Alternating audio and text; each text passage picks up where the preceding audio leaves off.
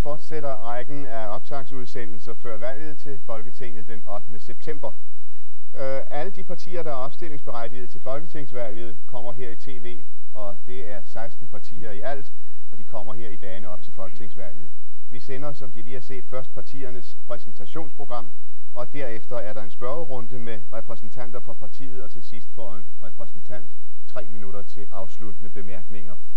Og så starter stopuret, for de har lige set det humanistiske partis præsentationsprogram, og her i studiet sidder 3 fra partiet. Det er Stella Pedersen, det er Christian Adamsen og Ann Carlson, og 2 journalister fra Danmarks Radio stiller spørgsmål. Det bliver Bent Stuckert og Poul Schmidt. Og du begynder, Poul Schmidt.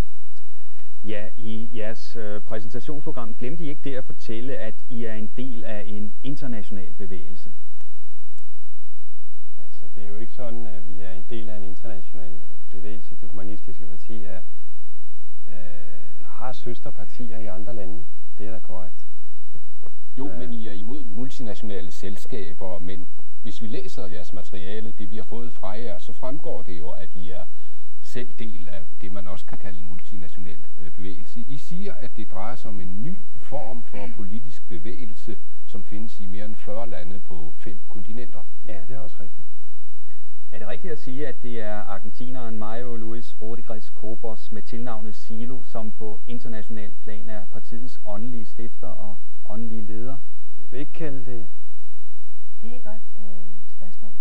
Nu da vi sidder her, så er det humanistiske parti udsprunget fra en ikke-voldsbevægelse, som blev stiftet i 69 i Argentina, ud fra Silo, som er en forfatter og ideolog. Hans idéer. Den bevægelse blev stiftet og blev spredt til en del andre lande på grund af diktatur. Og i 75 mødtes forskellige medlemmer fra bevægelsen på Korfu for at stifte en organisation ved navn Fællesskabet. Og det er en social og kulturel forening, som arbejder med pacifisme og ikke-vold. Men da man så man demonstrerede mod opstilling af raketter og hvad ved jeg, vi så, at det ikke gjorde så meget, fik beslutningsmagt inden der var beslutninger blev taget. Så vi fandt ud af, at vi ville danne et parti for at komme derind, hvor beslutninger bliver taget, og det er i det her historiske øjeblik i Folketinget, i Danmark i hvert fald. Har I mødt Silo? Har du mødt Silo? Jo, jeg har mødt ham en enkelt gang. Hvad med I andre? Jo, vi har skam mødt ham, fordi da vi dannede partiet, så lavede vi en europæisk kongres. Og til den europæiske kongres kom han forbi. Jeg så ham et kort øjeblik. Jeg kunne genkende ham, fordi jeg har læst en af hans bøger, og bag på en af bøgerne, der er et billede af ham. Jeg synes, det er meget godt, at vi lige tager den her diskussion som start til det her program. Fordi vi må jo erkende, at i den her ellers meget korte historie, vi har haft 3,5 år, har der været en hel del forvirring om vores opståen og vores baggrund, og hvor vi egentlig kommer fra, hvem vi egentlig er. Og det tror jeg hænger lidt sammen med, at vi er et nyt parti, som præsenterer nogle nye idéer. Det er jo faktisk første gang i verdenshistorien, at der er kommet et politisk parti, som bruger humanismen som udtryk, altså sætter mennesket som den centrale værdi. Og det er klart, når der kommer noget nyt, så kan man godt blive lidt forvirret over det og tænke, hvad er nu det, der kommer der? De er ikke marxister, men de kalder sig alligevel venstreorienterede, de har en lidt anden filosofi eller ideologi. Og det har selvfølgelig gjort, at der har været lidt forvirring omkring. Så jeg synes, det er fint, at vel, hvilken inspiration fra Silo I bærer videre på? Altså den inspiration, som vi har fået fra starten af, i kraft af, at han er forfatter og har skrevet nogle bøger, det er den, vi arbejder videre med. Jeg synes, det er fint, at vi kan få hele den her debat ind, og vi kan diskutere det her, og at Anne lige har fortalt os hele vores historie, så vi nu endelig for en gang skyld har haft mulighed for at fortælle til alle gennem tv, hvordan vores historie hænger sammen, og hvordan det hele hænger sammen, nemlig at jo, vi har modtaget inspiration fra en af vores tids moderne humanister, som har fortsat, kan man sige, der hvor Gandhi og Martin Luther King slap, og har fornyet humanismen og givet den et nyt frisk pust, og det er meget det, som vi har baseret vores politiske program på. Og det, jeg synes, som kunne være interessant nu, så det var at vende tilbage til nogle af vores politiske punkter, nu hvor vi har diskuteret vores fortid og vores rødder, og så prøve at kigge lidt på nutiden og kigge lidt ind i fremtiden. Jo, men vi skulle lige gøre det her færdigt, og det er ikke helt klart i dag, hvor bevægelsen ophører, hvor partiet begynder. Jo, det er ret klart, altså. Vi er et politisk parti, og vi er et politisk parti, som har samlet nogle underskrifter ind og organiseret os. For 3,5 år siden var vi en 15 stykker. I løbet af 3,5 år er vi vokset fra omkring 15 til 3.500 medlemmer. Vi har lavet et politisk program, som I også har fået. Vi har samlet vores underskrifter ind, og vi er nu godkendt til at stille op til folketingsvalg. Vi er repræsentanter for partiet, og derfor sidder vi her i dag, og derfor snakker vi politik i dag, og derfor snakker vi om det humanistiske parti. Så ja. Der starter og slutter partiet, og sådan kører det. I har kaldt det en bevægelse, I har kaldt det fællesskabet, som forløber for det, der blev til partiet, som blev stiftet under Silos medvirken. Har der været tale om en ny religiøs bevægelse? Nej, det jeg synes, der er meget godt, at vi får hele den her diskussion, ikke? For som Anne forklarede, ikke? Altså, der har været lidt forvirring omkring det. Så fint, lad os stoppe den forvirring, der har været omkring det. Lad os en gang for alle slå fast, at de her forskellige journalister, som måske har været lidt forvirret over, at vi lige pludselig opstod og havde mange aktive medlemmer, har måske i starten været en enkelt eller to journalister, som har været lidt forvirrede og tænkt, hvad er nu det, og hvordan er det, de bevæger sig rundt, og så kalder os det ene eller kalder os det andet. Jo, men så bliver jeg nødt til at spørge, om I ikke selv er lidt forvirret. I jeres officielle blad, der skrev I 1985, nu har I ikke udgivet så mange blade, men vi har fået nogle fra jer. Der skriver I 1985, at det humanistiske parti har faktisk 16 år på bagen. Altså det er tilbage, da Silo stifter bevægelsen. Og I skelner altså ikke selv mellem parti og bevægelse. Ellers kan I jo ikke skrive, at partiet har 16 år på bagen. Så spørger jeg, er I lige så forvirret? Det kan vi da sagt.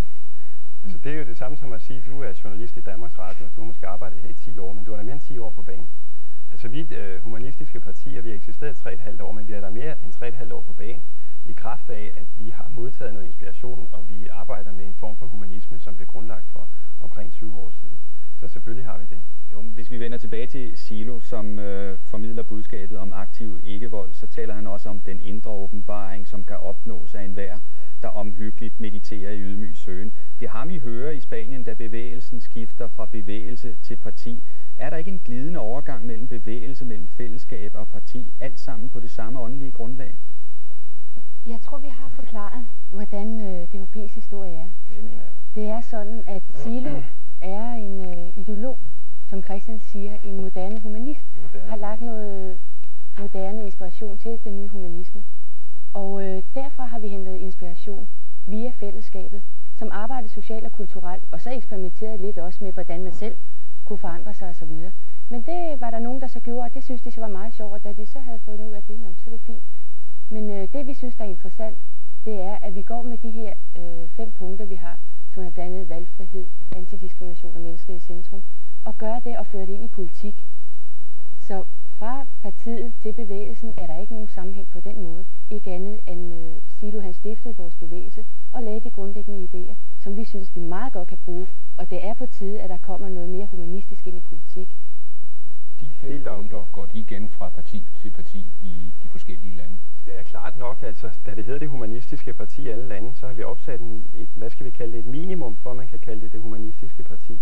Og det fandt vi ud af, dengang vi mødtes også for de europæiske lande, og vi havde nogle møder omkring, hvordan vi kunne definere det mere politisk.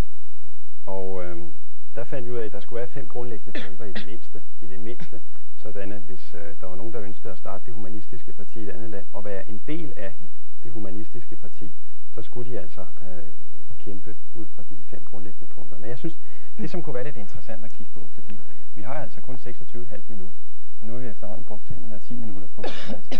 Nu synes jeg, vi skulle tage og kigge lidt på vores nutid. Det skulle vi høre hurtigt. Hvordan kom I selv ind i bevægelsen? Vi skal lige gøre det færdigt. Jamen det kan vi da godt. Jeg vil da gerne forklare for alle også.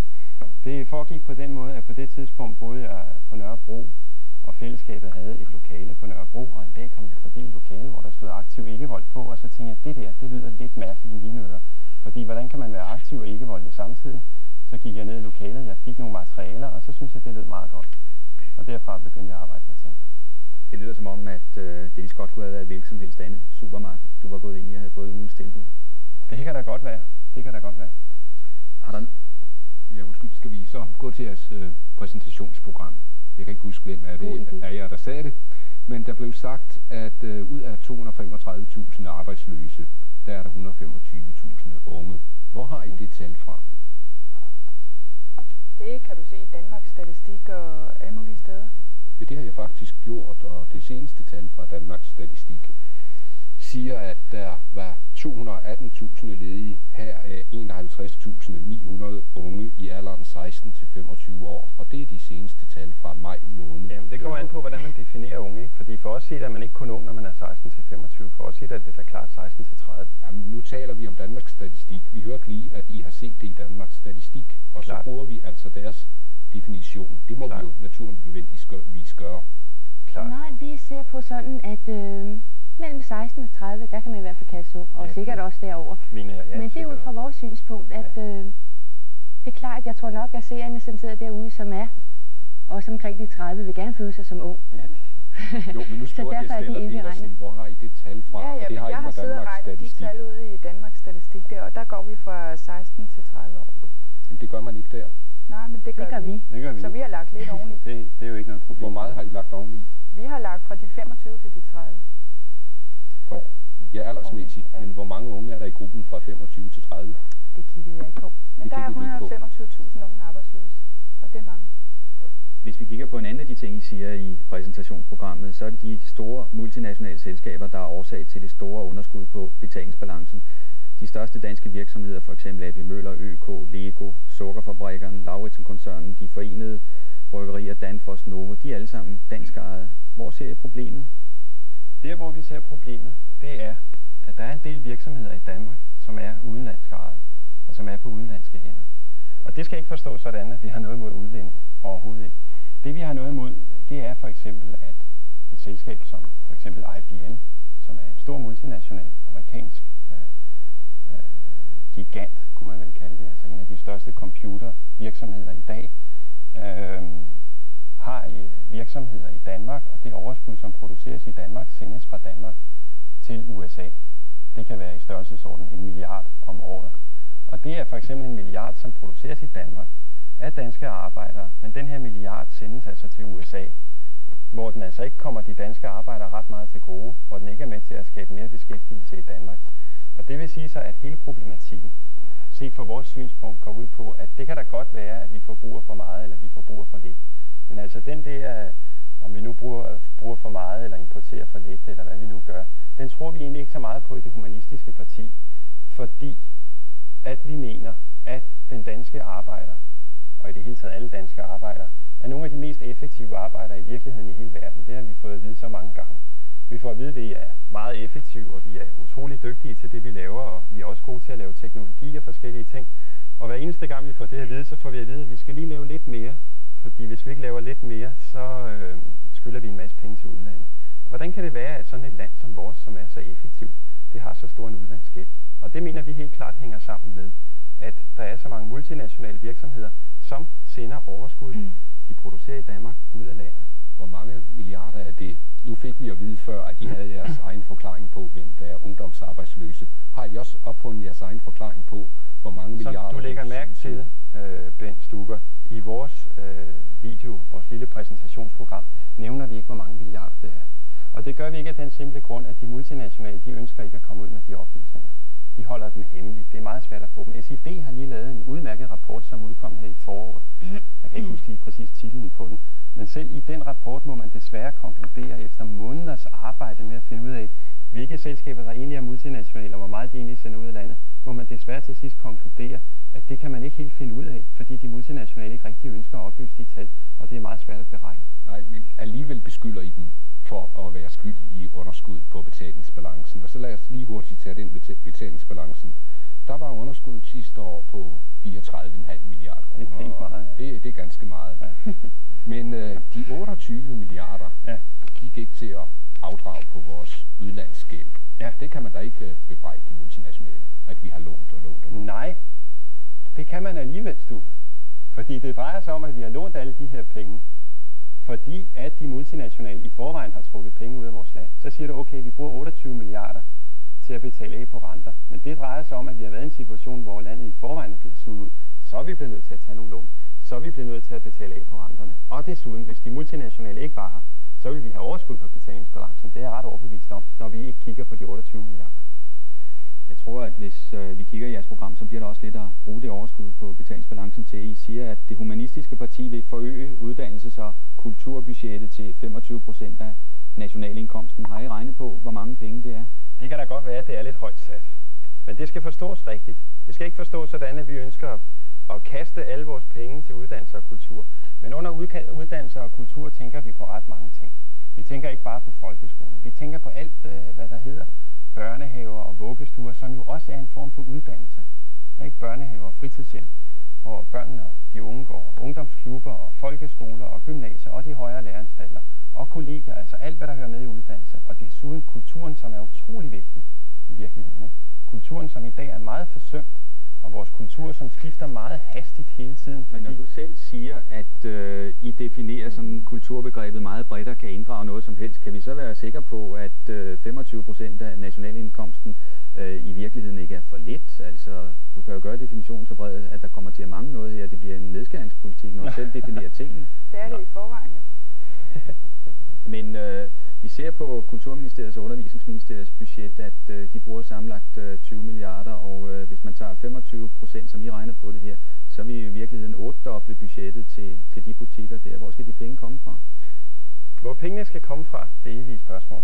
Primært så mener vi, at det her med at begrænse de multinationale indtrængen vil hjælpe meget. Dernæst så skal vi til at kigge lidt på skattelovgivningen. Fordi der er altså nogle ting i det her land, som ikke bliver beskattet helt som de skal. Og hvad er det for ting, der ikke bliver beskattet som de skal? Det er for eksempel aktiegevinster.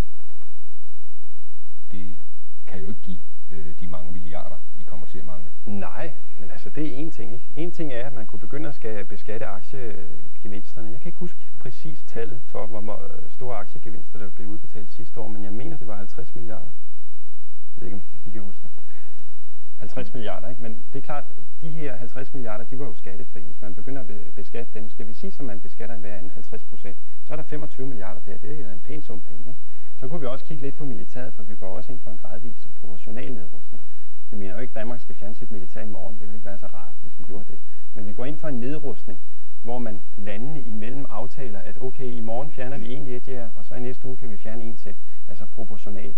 Og der kan man jo altså også spare nogle penge. Der bliver også kastet en del penge i det. Det er der så også råd til det næste programpunkt. En arbejdsuge på højst 35 timer, 6 ugers ferie med fuld lønkompensation, boliger til alle, væk med ventelister til hospitaler osv. osv. Altså jeg tror, du skal passe lidt på med, hvordan du kigger på vores program. Fordi det du snakker om, det er kroner og øre, og det vi snakker om, det er mennesker. Vi snakker om at sætte mennesket i centrum. Det er det vigtigste for os. Og vi kan ikke gå og se på, at der i det her land er folk, der ikke har en anstændig bolig, eller et anstændigt job, eller en anstændig indkomst. Det vil vi ikke finde os i. Jo, men I snakker jo også selv om penge, og du omtalte før 50 milliarder i aktiegevinster, som var skattefri. Det er jo ikke rigtigt, fordi selskabsskatterne netop i fjor har givet en rekordindtægt.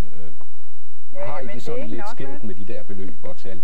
Og for eksempel virksomhederne sidste år, de tjente dobbelt så meget på arbejderne, som arbejderne selv gjorde. Og hvor ryger de penge hen? Hvem er det, der sidder og holder på de penge? Det er ikke ret mange mennesker i hele landet, vel? Klart. Så det er bare på tide, at vi begynder at sætte mennesket i centrum og handle ud for det. Det er arbejderne, der går og producerer det der, så må det være arbejderne, der bestemmer, hvad pengene skal bruges til. Klart. Og hvad der skal ske på de arbejdspladser. Indlysende. Der har I et bud, der siger, at humanismen er socialistisk i det, den kæmper for fjernelsen af den private ejendomsret over produktionsmidlerne. Er det kooperative medejerskab af alle virksomheder, er det der er jeres mål? Det tror jeg ikke kan lade sig gøre over hele landet, men man kan starte på det. Og det er på tide, der begynder at blive skabt kooperativer, hvor arbejderne deltager på lige fod med at bestemme, hvad der skal ske. Bestemme over, hvordan de vil planlægge deres arbejdstid. Og det hele simpelthen. Kooperativer er ikke bare noget, vi har fundet på. Altså, vi siger ikke bare kooperativer, fordi at vi er et nyt parti, og vi synes, vi skal finde på noget nyt. Vi siger kooperativer, fordi kooperativer er humanismens model for en økonomisk løsning. I det højreorienterede samfund, det borgerlige samfund, der har man kapitalisten, hvor der er en, der leder og fordeler arbejde, og han bestemmer det hele. Og i statssocialismen, der har man noget med et bureaukrati, som leder og fordeler det. Men igen drejer det sig om eliter, som altså styrer et helt samfund. I den kooperative model, der er det noget med decentralisering. Det er noget med at uddelegere ansvar, og alle de ansatte faktisk ejer den virksomhed, eller butik, eller frisør, eller hvad det nu er, hvor de så leder og fordeler arbejdet, og de bestemmer, hvad der skal ske der. Altså en form for solidarisk økonomisk model. At disse produktionskollektiver, eller produktionskooperativer, som I snakker om, i virkeligheden ikke lån fra en oversættelse, lån fra en latinamerikansk debat om jordreformer og den slags ting, som kommer fra jeres åndelige fader? Nej, mere end fra en dansk debat om, hvad der sker på de enkelte virksomheder i Danmark? I virkeligheden, det vi har kigget lidt mere på, det er nu nok Jugoslavien.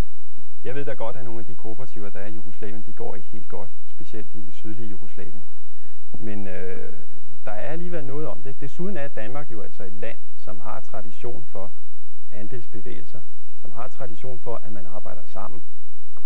Brugsen er jo et glimrende eksempel på det. Andelsmejerierne er jo et fantastisk eksempel på, at mennesker begynder at organisere sig sammen for at spare nogle penge og for at få noget mere ud af det, de producerer.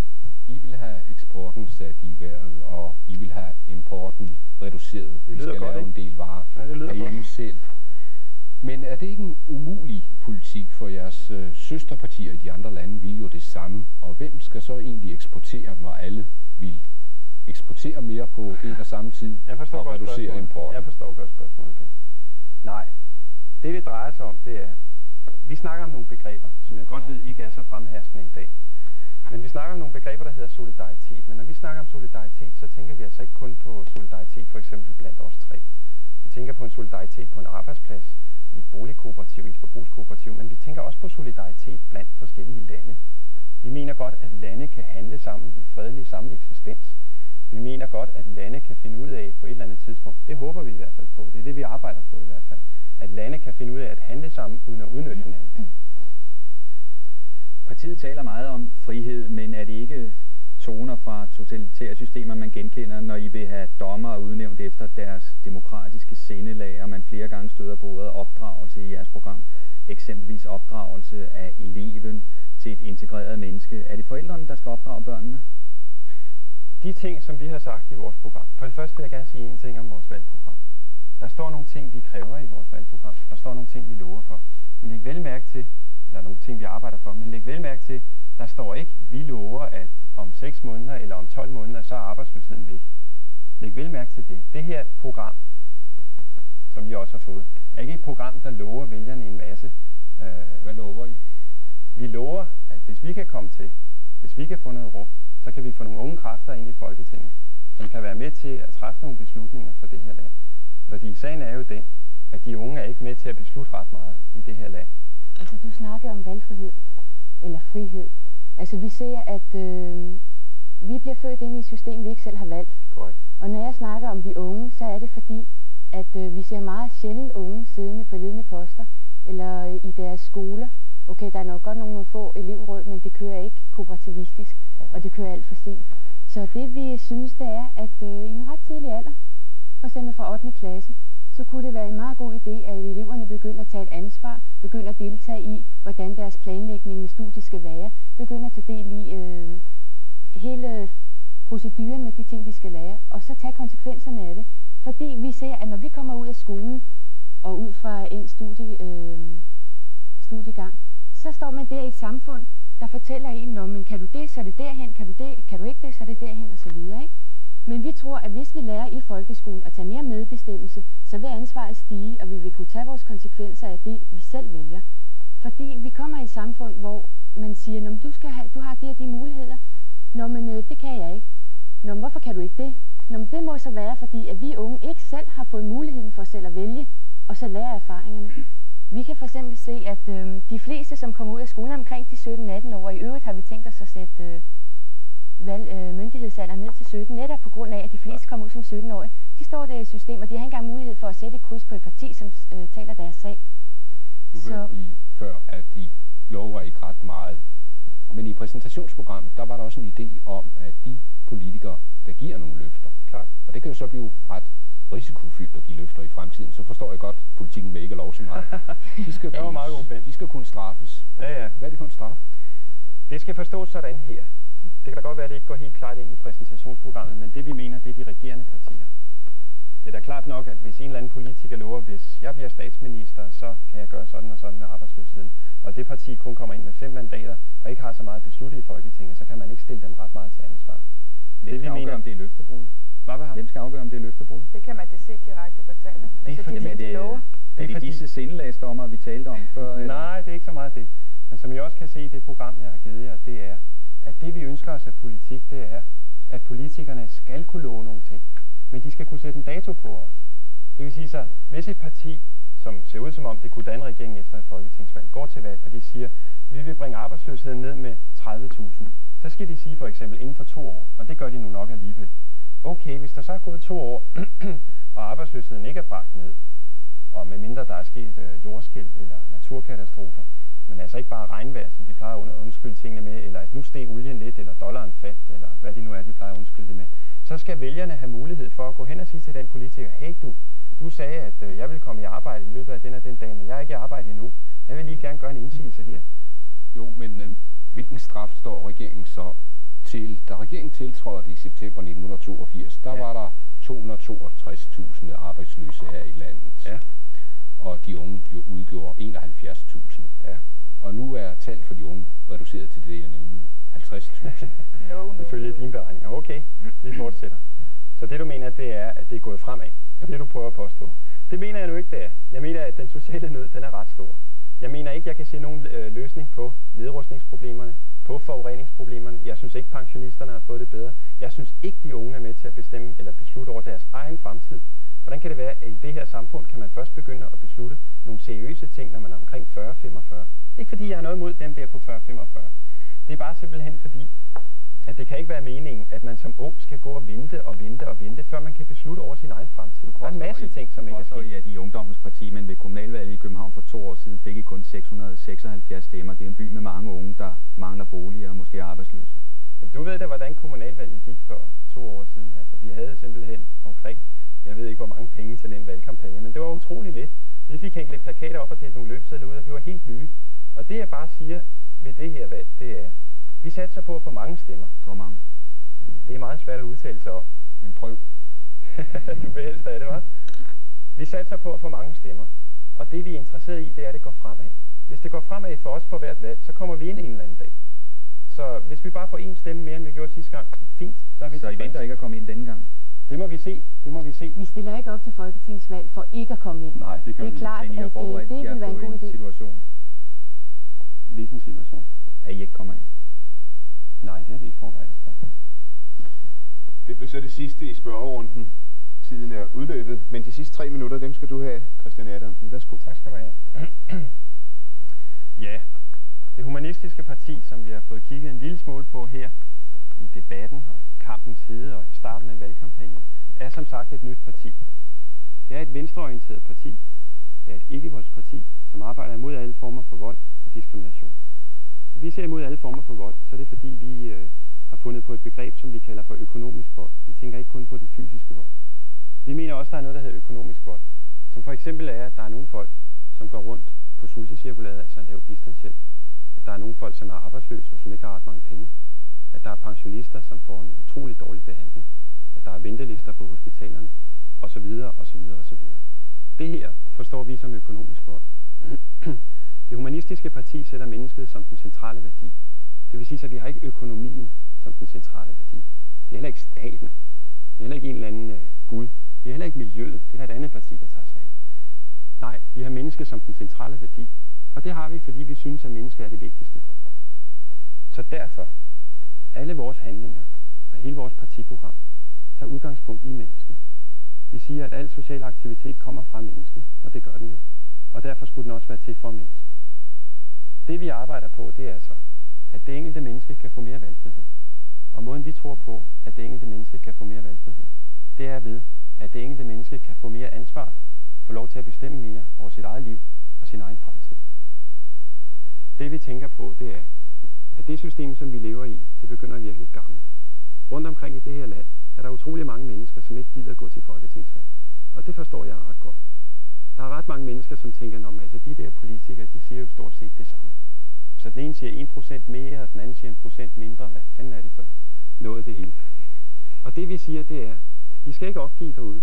I skal ikke opgive håbet. For 3,5 år siden var vi en 15-20 unge mennesker, som fandt ud af, at politik keder os ret meget. Og vi kunne godt tænke os noget nyt i politik. Og så satte vi os for at danne et parti. Nu er der gået 3,5 år, nu sidder vi her. Så er vi da i mindste kommet så langt. Så må vi så se, hvor mange stemmer vi får. Det ved vi ikke endnu. Men i hvert fald, alle dem, som ikke har tænkt sig at gå hen og stemme alligevel. Fordi at sætte et kryds er meget, meget lidt Det her system giver jo en meget, meget lidt adgang til beslutningerne. Altså i gamle dage talte man om, at dem, som ikke kunne stave deres navn eller skrive deres navn, det var analfabeter, og så grinede man lidt af dem og sagde, du må hellere sætte et kryds. Og i dag er der 5 millioner mennesker, eller 3,5 millioner mennesker, det vil sige så dem, som kan stemme, som er blevet degraderet til at sætte et kryds hver 4. år. Men altså, hvad er det for noget? Skal vi ikke have mere adgang til beslutningerne? Skal vi ikke have lov til at beslutte over vores eget liv og vores egen fremtid?